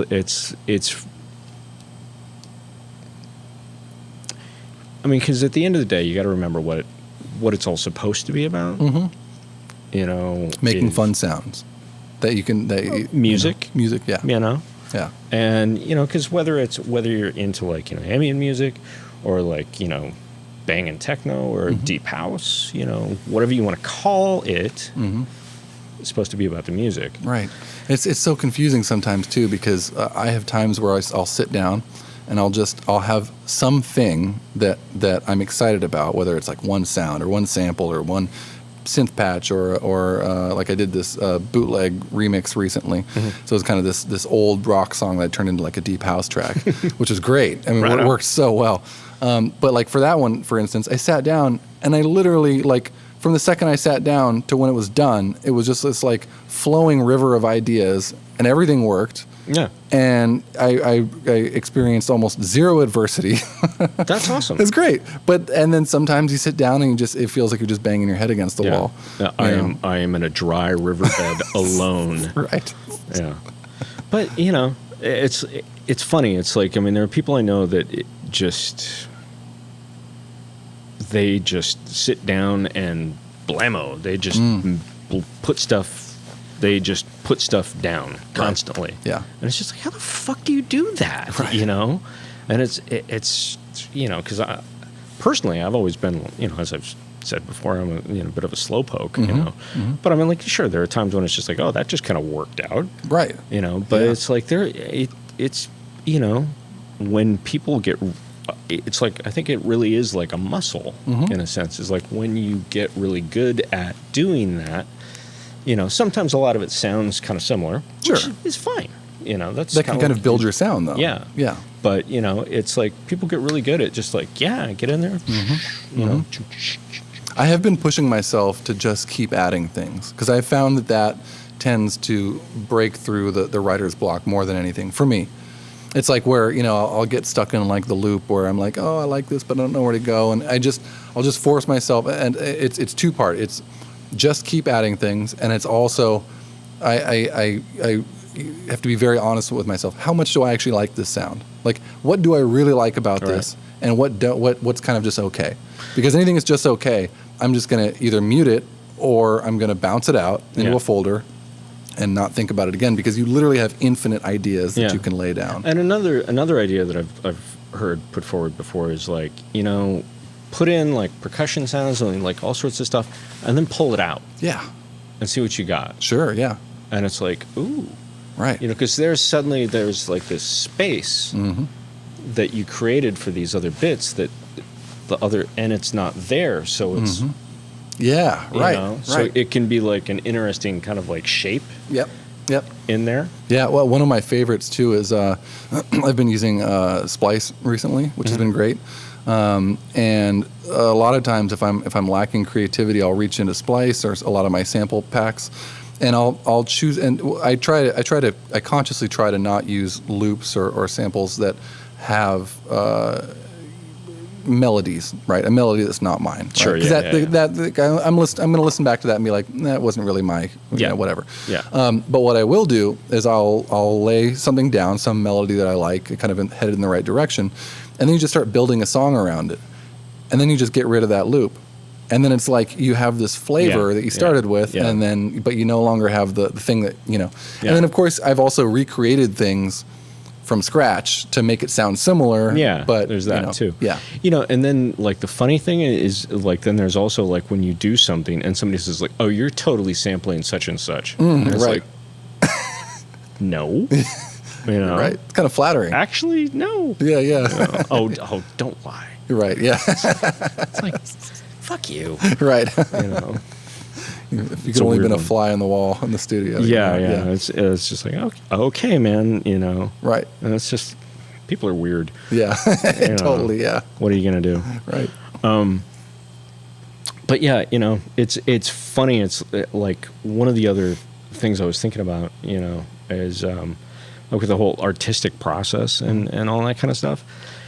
And one of the things that, I forget who said it to me, and they weren't even talking about like as a musician or something. They were talking about like, oh, you've got to be really selfish to be an artist. And at the time I was like, what do you mean? I mean, it's like artists like give stuff and, it's kind of, huh? Yeah, right. And, stupid me, it didn't dawn on me for a while is that you have to be selfish in the sense that you have to like protect what you're doing. So that's like the whole making time, making sure that what you do has space that's allowed for it in your life. Right. You don't buy a place where you can't have your stuff set up or something like that. Yeah, something like that. Yeah. Or like even, if you're in a relationship that doesn't really want you to do that. I've been there. Yeah. That's, I've been there too. Yeah. And it's like, that's what they were actually talking about when they said that you have to be selfish as an artist. You have to be selfish because if you're a musician or a painter or whatever it is, you're in a relationship with that first and foremost. Yes. And so you have to make sure that that is protected and that there is a space carved out for it. And that whoever else you bring into your life respects that. Exactly. I had a buddy, Steve, he's passed away since, but when I met him, he was my neighbor, and, we just ended up, he came by and we drank some beers or something, and kind of realized we both made music, and then, we started making music and hanging out a lot more. Yeah. And at the time, he was dating this girl that kind of was like that. She had made sure that all of his stuff was like in a box in the closet, and right. And once we started hanging out, it was kind of like, I was like, hey Steve, you should pull the MPC out and let's And so very slowly it was like he all of a sudden he had a table and then he had some monitors, and then he had and it's like she was very nice, but she also kind of poo-pooed his ideas of making music and just having fun with it. You don't have to be the next Kanye West or whatever. Like you just, there's something. A lot of people that don't have anything creative like that might not understand. They might not really get it. Well, it's like there was a buddy of mine. I was on basically we were doing a photo shoot kind of thing, and one of the lighting designers, really nice guy. This is off the track of music, but it's related. Go with it. So, we're talking with one of the lighting designers, and he was really down. We're like, dude, what's going on? Because he's a sweet guy, super sweet guy. He's like, oh yeah, I don't know. I just got off the phone with my girl, and because this was, I think we were in New Orleans or something like that, and he lived in L.A. He's like, oh yeah, she's really giving me a hard time, and she really doesn't want me to take these gigs, and stuff like that. But I really enjoy it, and the work is great, and I love being with you guys, and da da da da da. And my buddy and I, it was his company that, we were both working for, and we just looked at each other and we were like, dump her. It's like she obviously doesn't respect what you do. Right. Dump her. Yeah. Or him. It doesn't matter. It's just like, if they don't respect what you do, why? It's a big red flag. Yeah, exactly. Yeah. So, especially if you care that much about it. Yeah. If you're just someone that's like, kind of flirts with the idea of playing around with stuff. But even then, it's like you should be, the people like whoever it is I'm dating or whatever. Like, if you're into something, I'm into it because you're into it. As weird as and never dated anybody that's into anything too weird. But you know what I mean, like. For instance, like my girlfriend right now is really into making like costumes and stuff, and feathers and all this stuff. It's a very girly thing to do, yeah. But I think it's awesome because it's like she's getting creative and she has a vision and she's kind of and because she's so passionate about that, she understands why my brain works the way that it does, you know. And why I might need a little bit extra time to do these, weird things, and why I might forget the occasional, sure, yeah, thing on the calendar because my head's all these other places, Yeah, it's kind of the artistic brain, Yeah, my last girlfriend, she was an artist, and she would have like certain times when she went to her studio and would work, and that was, that's kind of set in stone, It's sure, like, respect that, yeah. That's right on. Yeah. It's like great that you're doing that. Yeah. Are you the type of person that, do you benefit from having a place that you go to make your music, or do you? I've never had that. No, me neither. I've always wanted it. Really? Yeah. See, I tend to think I might like it, yeah, but I also like having having my stuff. I like to be able to wake up. Yeah. Or work until my eyes are bleeding and then pass out. You know what I mean? I know exactly what you mean. Yeah.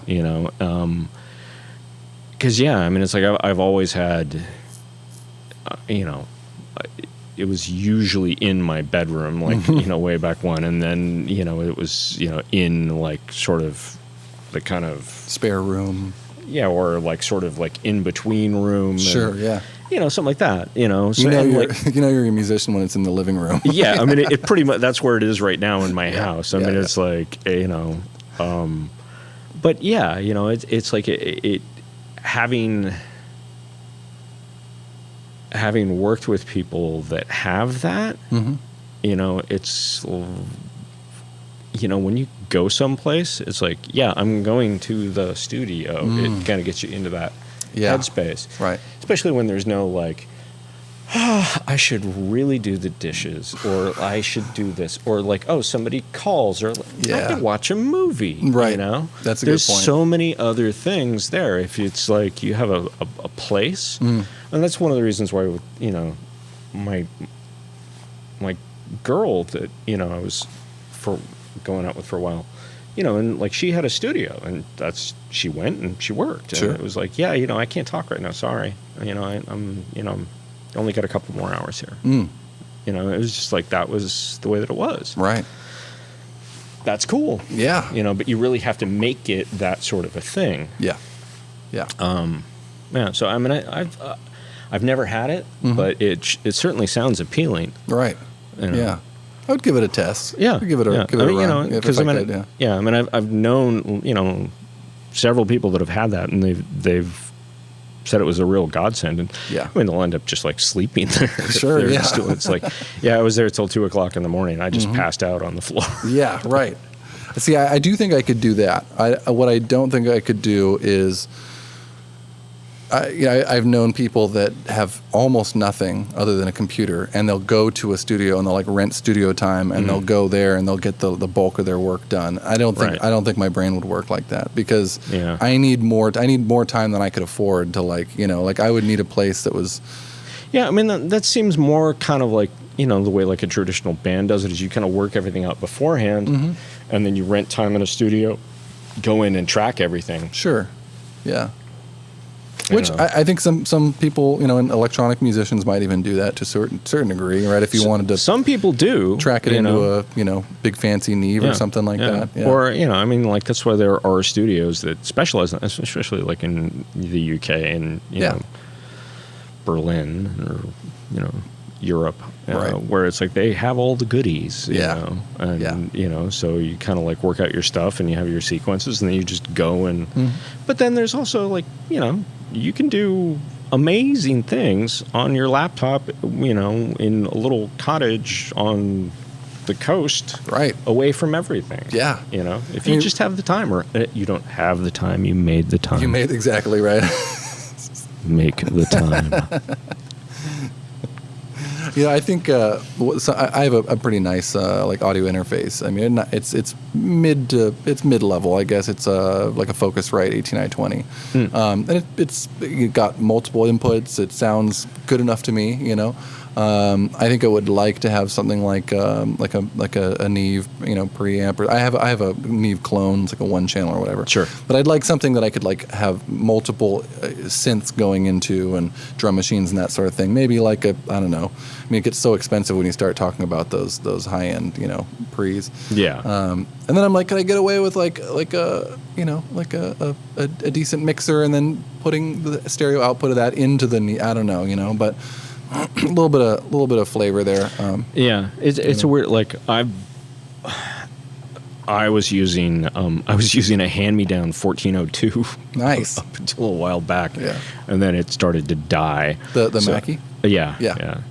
No. Those things actually it just died. It just died. Yeah. Those Mackies actually, people tout them for having a sound, like in the electronic music, because like Aphex Twin it tracks seems like through. People either love them or hate them. Yeah, well, they like them because you can apparently, if you drive those things a little bit hot, they have a decent sound. Yeah. I mean, it's like I remember having a 1604, and it's like you could totally get like fuzz things out, and it would actually sound quite good. Yeah. But there's a lot of there's not as much depth to them as you might like. But I mean, it's like I've how many Mackie soundboards have I had?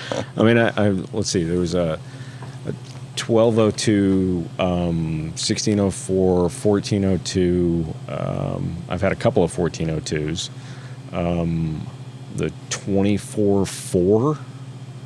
And then I the last one that I had when I still had like a proper studio was an 8-bus. Yeah, and that was fantastic, and like really getting into actual like bus mixing and bringing that was super fun. Yeah.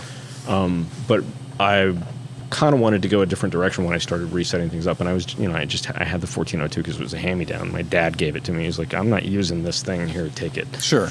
Yeah. And it was like, oh, it's been in storage for how many years? And just, eventually it just started going. Yeah. So I got a Soundcraft. The Ghost or something? It's not a Ghost. I mean, it has Ghost mic pre's in it, but I forget what you call it. It's a Ghost Signature Mark 12. Yeah. So you can actually use it as it has a USB interface built into it. Oh, nice. I think I would be okay with that, like a Soundcraft with, Yeah, I mean, it's like, I was like, ooh, this is nice. Unfortunately, I will be calling Sweetwater Sound tomorrow. Yes, a little plug for them, because they actually called me to check how things were going. I was like, you know what? I actually just started having some problems. But yeah, I mean, they're very good at calling. It's not their fault. Up. Yeah, they're great. They're fantastic. Yeah. Very nice people. Actually, I've dealt with them, since the 90s. Yeah. It's like they've always just been great. Right. But yeah, so I got to call them actually tomorrow morning and be like, hey, we got to, because you have to go through the whole technical support thing before you can send it back. But that said, it seems like a great board because you can just, flip all the channels back over and get the stuff coming out of the computer back into the board. So you that's can nice. Monitor, Yeah. So we'll see. But as far as the sound of it, I think it's nice. Yeah. Yeah. I haven't had any real problems. I go back and forth until recently. I go back and forth between getting something like that or getting some, because I really like the idea too of having something that works with MIDI with like the motorized faders. Oh yeah. So like the Behringer Midas mixers, like the X32s that they have now. Yeah, they're digital I've thought mixers, about those too. but they have flying faders that were. And I was looking into it, and I really liked the idea, but then I figured out that I think you have to do some weird mapping with Ableton and to get it working, and it's not as smooth. And then I pictured myself like actually having it, and I was like, I probably wouldn't. It would just get in the way, a little bit. And then I'm like, why does it help you get things done? Right, or does it distract you? Yeah. And are you just going to sit there mapping MIDI channels? Oh, it's the worst. And MIDI functions. Yeah. That's Yeah. And then I'm wondering, like, why has no DAW stepped up and just made something like that, like Ableton Push, for instance. I love my Push too, because I spent all this time, taking my random MIDI controllers and mapping functions that I would, use and then forget and then whatever, and it was just back and forth. Whereas the Push 2 is just always mapped to everything that you need. You just highlight something, it's there, and it just has sped up everything, which has been great. I've always been curious about those. The Push 2 is fantastic. It looks like, as far as the idea of like trying to make Ableton more kind of friendly. It definitely does. Yeah, definitely. But then I'm like, why? I'm imagining like a mixer that has that same USB functionality and maybe some motorized faders, and it's set up so that you don't have to do that weird thing where you can just select your DAW, whether it's Cubase or Ableton, and it just works. Because I feel like that would probably sell pretty well. Yeah, I mean, like there's that Midas board that. It's like a $3,000 board, or at least it was when I was new. I don't even know if they still make it. But, there was like a really nice, like one with a FireWire interface. Mm-hmm. So, it's like basically you can plug everything in. Yeah. And just kind of leave it, not have a patch bay and all that kind of stuff. Yeah, that would be nice too. Yeah. But, it's like, I don't have to worry about that because I don't have enough shit. Seriously, yeah. But, it's, again, it's just like what helps you get things done. Mm-hmm. Yeah, I settled on my, my Scarlett and a little 1/4-inch patch bay. Yeah. And, sounds great. I get a lot of use out of it. I use a Scarlett Solo at work for recording voiceovers. Nice. Yeah. Dude, the Scarlett stuff sounds really good to my ear. It's surprisingly good. Yeah. It's great. Yeah. I'm really pleased with it. Yeah. Nice. But, yeah. Cool, man. Well, we're at, an hour and 46 minutes. Jesus Christ. We've been yammering that long? Yeah. Oh, boy. So why don't we wrap it up? I around the minute 30 mark, my back starts to herniate. So that's not good. We don't want that. Not literally, but you know what I mean. He's going to fall to pieces right here in front of you, ladies and gentlemen. 36 going on 60. At least my back is. Yeah, really. Yeah. So anyway, why don't tell people where they can hear your stuff. If you have anything new coming out. I was on your Discogs and I saw someone left a comment and they're like, anyone know what this guy's been up to? I heard his stuff on... I actually saw that too, comment? And I was like, oh, shit. Yeah. It's terrible. I can't even tell you what my SoundCloud address is. Crap. Well, I think it's Velocette, right? Or is it? Yeah, I think so. Yeah. Anyway, I'll link to it. You can give it to me and I'll link it. Yeah. Yeah, so there was the record that came out. It was a re-release of a couple things on Styrax. I've got another one that it's not 100% all settled, so I don't feel comfortable saying, Sure. If I had a release date and a name for you, but there's going to be a double 12-inch collection of stuff, and then I've had a few other people asking for tracks, so. Nice. I have a number of things kind of in the works. Yep. I don't have anything solid. Nothing solid just yet. So it's like I was hoping to have some more of those solid before we did this, so I'd be but it's mañana. Sure, yeah. But we're working on new stuff. And like one of the things is like that I want to get back to is actually, playing like live gigs. And, now that I have hardware to do that is, one of the things I do actually regret is having gone from playing live with hardware to playing live with a computer. Oh, you know? right. Yeah.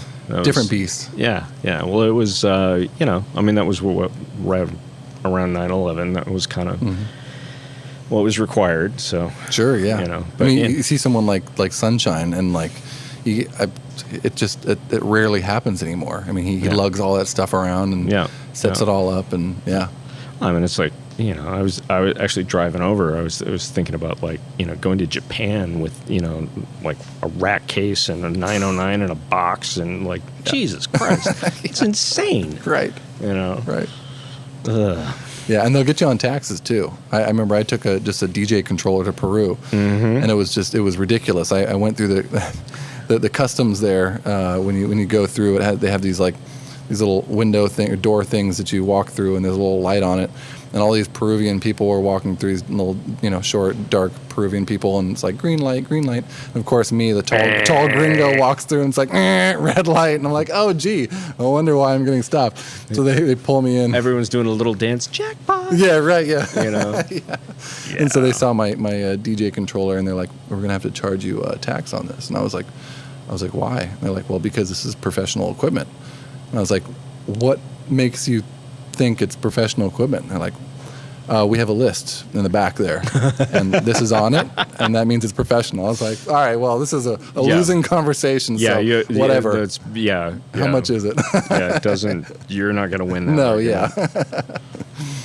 So anyway, man. Thanks. Oh, and the last thing I actually wanted to mention is I forget the name, but there was a guy, Chadwick, yeah. Yeah, it was in the Headroom. Yeah. That I wanted to make sure and like say like that sounds so cool. Oh man, I love that whole idea. Yeah, and it's like the kind of thing for producers to like you know, kind of get together, but also like have a place to hear like music in like a club. I mean, that was like the kind of thing that it was like, wow, what? Why hasn't anybody thought of that before? It's like it was just like genius. Yeah, I loved it, dude. It's great. Yeah, we're having another one Saturday night. Oh wow. Yeah, if you want to come check it out, it's just a fun, you know, or if you want to like submit something of your own, just come listen to it.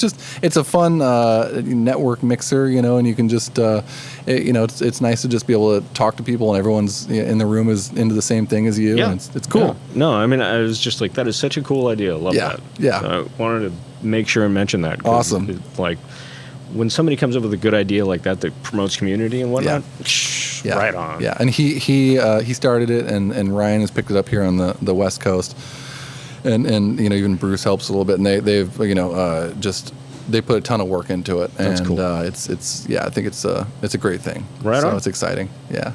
Cool, man. Well, thanks for coming on. Oh, my pleasure. It's a blast to talk to you, and we'll have to do this again because I'm sure we could just rattle on about, you know, the MIDI and sequencers. Hopefully we didn't rattle on too much. No, I think it was good. Maybe like get more pointed. Whatever. Nah, that's what podcasts are. It's the essence of a podcast. Yeah. The essence of a podcast. Yeah, right. Rambling. Yeah, I missed out on that opportunity. I should call it the essence of podcasts with Scott Brio. I got to say thank you to Gina, Rhea, Leah, and JoJo for letting us host here at Halcyon, one of San Francisco's best nightclubs. And this has been Jason Williams. No. Yeah, right. Sorry, I blanked on that for a second. That's okay. It goes by Velocette, and if you guys want to check out his stuff, the links will be in the description. If you want to check out our other episodes, we're on pretty much every major platform. So, you know, Mixcloud, SoundCloud, Apple Podcasts, all that, Stitcher, Spotify. So, thanks for tuning in, and we will see you guys in the next one. Peace out. See you guys.